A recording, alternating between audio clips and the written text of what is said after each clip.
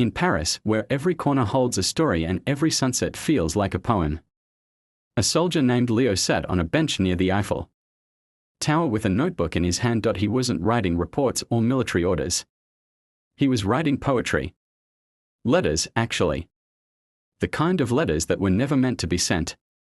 Not under his name, at least. Leo was in love. But he wasn't the man in the story. Not the one she smiled at. Not the one who made her laugh across the cafe table. That man was Daniel, Leo's best friend. Daniel was charming, confident, and quick to speak.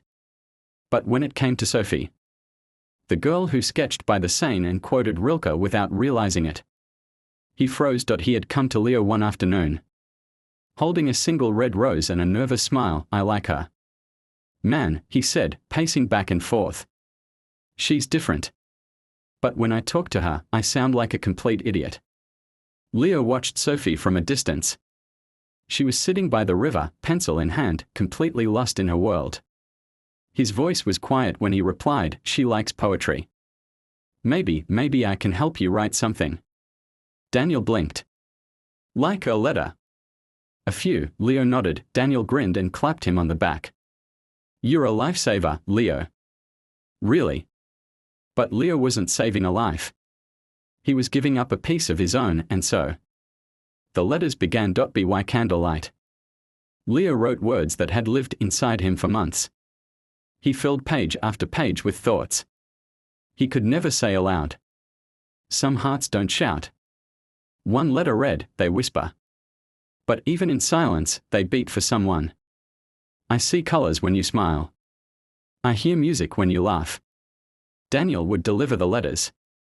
Sophie would read them in quiet corners of cafes, beneath autumn trees, or sitting on the steps of Montmartre. And slowly, her gaze toward Daniel began to soften. One day, she looked up from a letter and smiled. I didn't know you had this side to you. Daniel scratched the back of his neck and said, yeah, well, I guess you bring it out of me. Leo watched them from across the street, heart full of both pride and pain.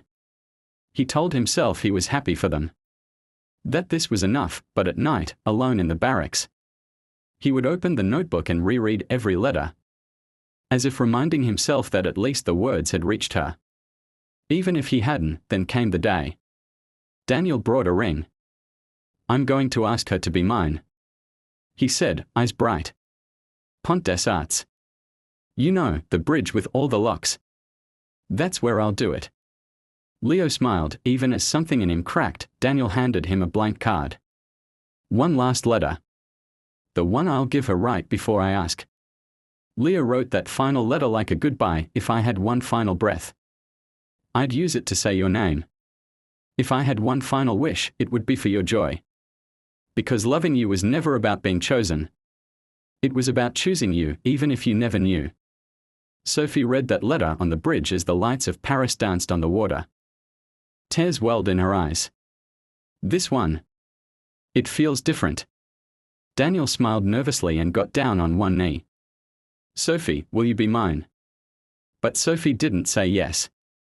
She stepped back, heart pounding. Oh. I need time. A few days later, on the steps of Montmartre, Sophie sat sketching when she spotted someone walking by. Leo.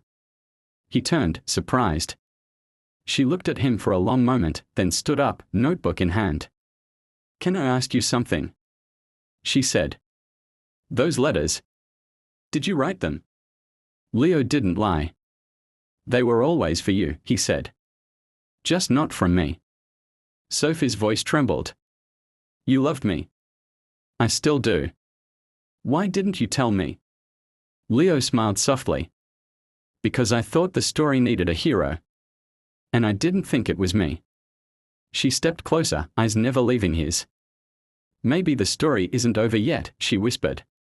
And for the first time, Leo let himself believe that it wasn't.